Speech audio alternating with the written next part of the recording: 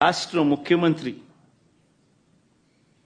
5 సంవత్సరాలు బ్రహ్మోత్సవాలలో తిరుమల తిరుపతి దేవస్థానానికి వస్త్రాలు సమర్పించిన నేను, ఇన్నిసార్లు తిరుమల తిరుపతి దేవస్థానానికి వెళ్ళిన నేను, ఈరోజు తిరుమల తిరుపతి దేవస్థానానికి నేను రాకూడదట, పోకూడదట. కారణం ఏమిటంటే నా మతమట. నేను అడుగుతా ఉన్నా, నా మతం ఏమిటి, నా మతం ఏమిటి అని అడుగుతా ఉన్నారు. అడుగుతా ఉన్నా నా మతం ఏమిటని.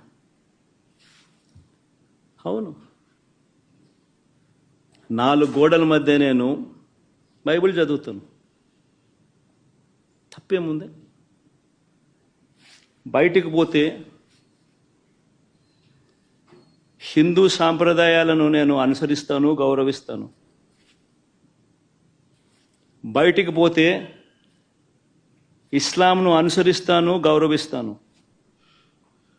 బయటికి పోతే సిక్కిజంను అనుసరిస్తాను, సిక్కిజంను నేను గౌరవిస్తాను. నా మతం ఏమిటని అడుగుతా ఉన్నారు. నా మతం మానవత్వం.